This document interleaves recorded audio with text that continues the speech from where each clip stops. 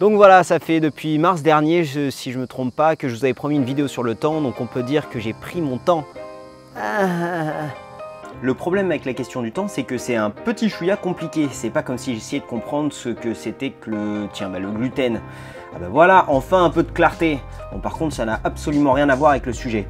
Quand on parle du temps, tout le monde a l'air de savoir de quoi je parle. Le sujet a l'air relativement simple au premier abord. Déjà, on utilise le mot temps à tout bout de champ. Le temps passe, le temps presse, tout le temps, prendre son temps, perdre son temps, au fil du temps. Le temps, c'est de l'argent, voilà quoi. Mais dès qu'on essaye de le définir, de le représenter ou même d'expliquer clairement ce que c'est, ça devient tout de suite plus compliqué. On peut aborder la question du temps sous pas mal d'angles différents et c'est justement la difficulté. Est-ce que je dois parler de l'histoire de la mesure du temps? Est-ce que je dois parler du temps d'un point de vue culturel, physique ou psychologique? Est-ce que les animaux ont une expérience du temps similaire à la nôtre? Et les insectes? Et les plantes? Qu'est-ce que le temps? Est-ce qu'il existe vraiment? Mais qu'en disent les philosophes, putain? Bon, on va essayer d'y aller pas à pas et je ne vais pas pouvoir parler de tout. Donc aujourd'hui, nous allons nous concentrer sur l'instant présent, parce qu'il a quand même des propriétés particulières. Dès que l'instant présent apparaît, il devient immédiatement le passé et est remplacé par un nouvel instant présent. Le 6 avril 1922, le physicien Albert Einstein rencontre le philosophe Henri Bergson à Paris pour débattre publiquement de la question du temps. Einstein argumente alors que l'instant présent n'a aucune importance objective, qu'on a simplement l'illusion que l'instant présent est important parce qu'on s'y trouve, mais qu'il est en fait comme tous les autres. Et je peux vous le dire, j'étais là, tiens regardez. Et c'est ça, en physique, l'instant présent a une durée nulle, un peu comme un point sur une ligne droite en géométrie. Mais est-ce que c'est vraiment le cas? Est-ce que l'instant présent a vraiment une durée nulle? Et si ce n'est pas le cas, combien de temps dure le présent?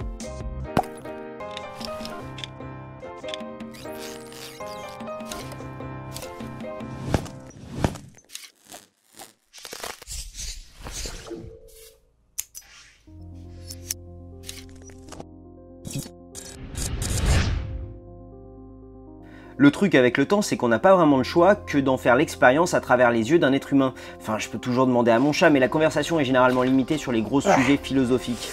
Alors, il dure combien de temps l'instant présent pour toi? Mais qu'est-ce qu'il y a, t'as pas lu Bergson? T'essaies de me foutre la honte devant la caméra, c'est ça? Et le fait de faire l'expérience du temps à travers les yeux d'un être humain, ça implique le fait que cette expérience sera complètement déformée par notre cerveau, un peu comme le fait que les couleurs n'existent pas dans le monde extérieur. Il n'y a pas vraiment moyen de savoir si le temps comme nous le concevons existe vraiment hors de nous ou s'il n'est qu'une création de notre cerveau. Notre expérience du temps peut d'ailleurs être manipulée en laboratoire, ce qui nous permet de mieux comprendre à quel point notre cerveau peut avoir une influence sur notre perception des durées. On sait bien qu'une heure à s'éclater avec nos potes a l'air de passer bien plus vite qu'une heure en voiture dans les bouchons avec la clim pétée par exemple. Mais ça va bien plus loin que ça, notre cerveau a la capacité de réorganiser les événements dans le temps. Donc détends-toi, on va y venir tout de suite. Vous avez certainement tous déjà vu quelqu'un qui tapait sur quelque chose assez loin de vous et vous avez pu constater qu'à une certaine distance, le son et l'image sont décalés.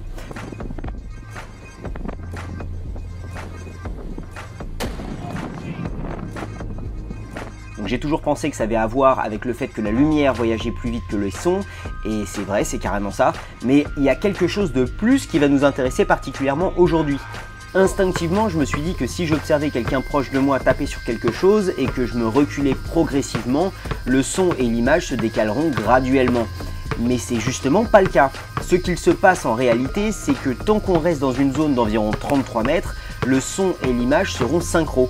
Et c'est dès qu'on ira un petit peu plus loin que le son et l'image seront ensuite décalés. Cet effet bizarre est dû au fait que notre cerveau va synchroniser lui-même ces deux événements s'il sait que ce qu'il voit est en train de causer ce qu'il entend. Si on prenait conscience de chaque information à l'instant même où nous la recevions, nous aurions une expérience de la réalité beaucoup plus fragmentée que ce dont on fait l'expérience en ce moment. Imaginez que si vous pouvez localiser d'où un son provient, c'est que votre cerveau arrive à faire la différence entre le moment où ce son atteint votre première oreille et le moment où il atteint votre deuxième oreille. Ces deux informations arrivent dans une fenêtre de temps assez petite pour être servies à notre conscience dans le même instant présent.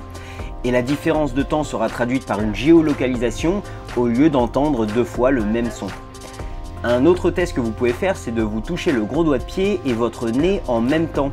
Vous allez pouvoir découvrir à votre grand non-étonnement que vous percevez ces deux sensations exactement en même temps. Pourtant, l'information venant de votre gros doigt de pied doit parcourir beaucoup plus de trajets pour arriver à votre cerveau que l'information venant de votre nez. La différence de temps entre la réception de la première information et la deuxième est assez petite pour que notre cerveau décide de les synchroniser. Notre cerveau doit donc attendre une fraction de seconde pour s'assurer qu'aucune autre information importante n'arrive dans cette courte période de temps. Et dans ce cas-là, est-ce qu'on ne pourrait pas considérer cette petite fenêtre de temps comme l'instant présent? Subjectif en tout cas. Pour ceux qui considèrent ce petit laps de temps comme l'instant présent, alors l'instant présent dure entre 80 et 100 millisecondes. Et c'est la durée de temps entre le moment où notre corps reçoit une information et le moment où nous en prenons conscience. Donc d'un certain côté, nous en tant qu'êtres humains, nous vivons une fraction de seconde dans le passé. Quand vous prenez conscience de quelque chose, l'instant est déjà fini dans le monde extérieur. Et ouais, ça se trouve cette vidéo est déjà finie, que vous n'en avez pas la moindre idée. Pour mieux comprendre ce phénomène, David Eagleman, un neuroscientifique s'intéressant au sujet du temps, créa une série d'expériences. Dans l'une d'elles, il demanda à des participants d'appuyer sur un bouton pour faire apparaître une lumière. Le programme était fait de telle sorte que David et son équipe pouvaient contrôler le temps entre le moment où le participant allait appuyer sur le bouton et le moment où la lumière allait apparaître. Donc pour commencer, quand les participants appuyaient sur le bouton, la lumière allait apparaître 100 millisecondes après. Après avoir appuyé sur le bouton une dizaine de fois en moyenne, les participants déclaraient percevoir la lumière au moment exact où ils appuyaient sur ce bouton. Leur cerveau avait donc bien compris que leur action causait l'allumage de la lumière et avait donc décidé d'éliminer le délai. Mais c'est ensuite que tout se jouait. Après que leur cerveau s'était synchronisé, l'ordinateur était programmé pour faire apparaître la lumière 40 millisecondes après l'appui au lieu des 100 millisecondes habituelles. Et là, c'est le bug. Étant donné que leur cerveau était calibré au délai de 100 millisecondes, les participants avaient maintenant l'illusion que la lumière était apparue avant qu'ils appuient sur le bouton. Et ils déclaraient donc que ce n'était pas eux qui avaient causé l'allumage de la lumière. Donc ce fait est particulièrement intéressant parce que ça joue sur notre perception de cause à effet. Maintenant, David Eagleman a noté que la réaction des participants à ces expériences se rapprochait beaucoup de la réaction présente chez des patients schizophrènes. C'est-à-dire que certaines personnes souffrant de schizophrénie vont faire une action pour ensuite dire ne pas en être l'auteur.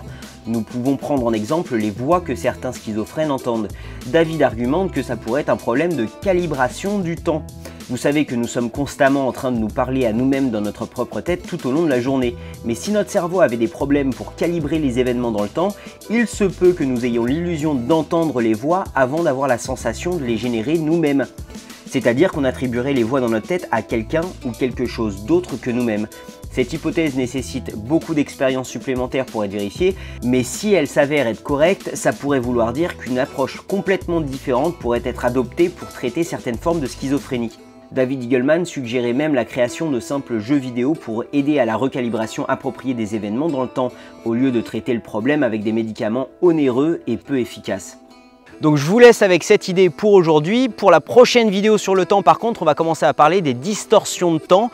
Donc je vous garantis pas que ça va être la prochaine vidéo postée sur cette chaîne. Je pense repartir sur plusieurs top 5. Mais ça va être posté, donc soit ici, soit sur Outside the Box. Je verrai un petit peu. Je vous remercie d'avoir regardé cette vidéo et j'aimerais aussi remercier tous les tipeurs pour votre soutien. Si vous souhaitez faire de même, n'hésitez pas à cliquer le lien dans la description. En attendant, on repart sur un rythme régulier, donc la prochaine vidéo sera postée samedi prochain. Salut!